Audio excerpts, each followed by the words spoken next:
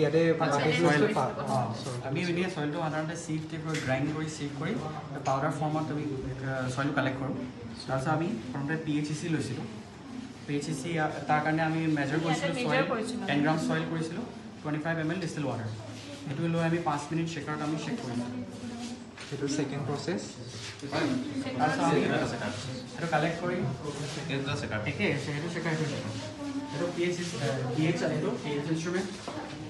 এইটো হ'ল third process হ'ব এইটো PH ইনষ্ট্ৰুমেণ্ট এইটো তোমাৰ EC ইনষ্ট্ৰুমেণ্ট প্ৰথমতে আমি সেই যোনটো সেইটোত বিকাৰটোত আমি লৈ অলপ শ্বেক কৰিলোঁ সইলটো যোনটো শ্বেক কৰি আনিছোঁ তাৰপিছত আমি এই প্ৰবটোৱেদি আমি PHটো চেক কৰিছোঁ তাৰপৰা আমি ছেটল হ'বলৈ দিছোঁ যে মাটিখিনি তললৈ ছেটল হয় ওপৰত অকণমান ক্লিয়াৰ কম্পেৰেটিভলি ক্লিয়াৰ লিকুইডটো থাকে সেইটো আমি ডিকেন কৰি ইয়াত কালেক্ট কৰি আমি ইচিটো আমি চাই ল'লোঁ ফিল্টাৰটো চৰি ওপৰৰ ছুপাৰ নেটিংটো এই মেচিনটোৰ নাম এইটো EC মিটাৰ EC মিটাৰ এইটো PH মিটাৰ তাৰপিছত OC কৰিছোঁ OCত সইল লৈছোঁ সইল লৈ পটাছিয়াম ডাইক্ৰমেট লৈছোঁ এচিড লগত ছালফিউৰিক এচিড লগত ৰিয়েক্ট কৰিছোঁ তাৰপিছত আমি ফেৰাছ এমনিয়াম ছালফেটে বেক টাইট্ৰেট কৰি আমি OCৰ সইলত কিমান OC আছে পাৰ্চেণ্টেজ হিচাপে আমি ডিটাৰমাইন কৰিছোঁ ঠিক আছে আৰু তাৰপিছত পটাছিয়ামত কি কৰিছোঁ আমি 5 গ্ৰাম সইল লৈছোঁ 25 ml আমি এক্সট্ৰাক্টিং সলিউশ্যন লৈছোঁ এক্সট্ৰাক্টিং সলিউশ্যন লৈ তাক আমি 5 মিনিট শ্বেকাৰ দিছোঁ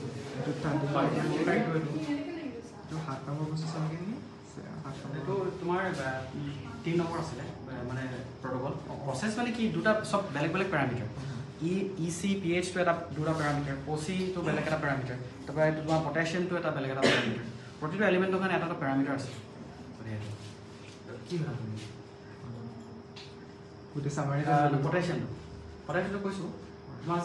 শ্বেকাৰ দিলা তাৰপিছত ফিল্টাৰ কৰিলা যোনটো লিকুইড তলত কালেক্ট হ'ল সেইটো আমি তাত ফ্লেম ফটোমিটাৰ আমি এনালাইজ কৰিছোঁ তাৰ পটাছিয়ামৰ মিডিয়া আমি গম পাইছোঁ ছালফাৰটো এড কৰিলোঁ 525 আছিলে 5 গ্ৰাম সইল ল'লোঁ 25 ml এক্সট্ৰাক্টিং সলিউশ্যন লৈছোঁ ছালফাৰ ৰিয়েজেণ্ট বুলি কয় তাক সেইটো লৈ তাৰপিছত কি কৰিলোঁ তাক অলপ পিঞ্চ আমি এক্টিভেটেড কাৰ্বন চাৰ্কল দিছোঁ তাৰপিছত আমি শ্বেকাৰত দিছোঁ আধা ঘণ্টাৰ কাৰণে তাৰপিছত আমি ফিল্টাৰ কৰি কালেক্ট কৰিছোঁ তাৰ কালেক্ট কৰি যোনটো ফিল্টাৰ হৈছে তাৰ 10 ml লৈছোঁ তাত আমি গাম একেচিয়া দিছোঁ গাম একেচিয়া তাৰপিছত বেৰিয়াম ক্লৰাইড দিছোঁ দি সেইটো তোমাৰ আমি স্পেক্ট্ৰোফটোমিটাৰ তাত ৰিডিং লৈছোঁ 420 নেনোমিটাৰ লৈছোঁ সেইটো 420 নেনোমিটাৰ ইয়াতে এটা থাকিব পাৰে যে গাম একেচিয়া কিয় দিয়া হৈছে যদি ডাউট আছে গাম একেচিয়া আচলতে বেৰিয়াম ক্লৰাইড এটা যোনটো ছালফাৰ ৰিলিজ হৈছে বেৰিয়াম ক্লৰাইডে মাৰ্কি এটা টাৰ্বিড সলিউশ্যন এটা বনাই দিয়ে গাম একেচিয়াটোৱে কি কৰে সেই সলিউশ্যনটো ষ্টেবিলাইজ কৰে আৰু যাতে টাৰ্বিডিটি ৰিডিং লওঁতে স্পেক্ট্ৰোফটোমিটাৰত আমাৰ সুবিধা হয় সেইটো কাৰণে গাম একেচিয়া দিয়া হয় আৰু বেৰিয়াম ক্লৰাইডটো কি হয় টাৰ্বিডিটি এটা মানে কোৱাগুলেট নহয় এটা টাৰ্বিড সলিউশ্যনটো টাৰ্বিড কৰি ৰাখে ছালফাৰৰ লগত ৰিয়েক্ট কৰে বেৰিয়াম ক্লৰাইড সেইটো বেৰিয়াম ক্লৰাইডৰ কাম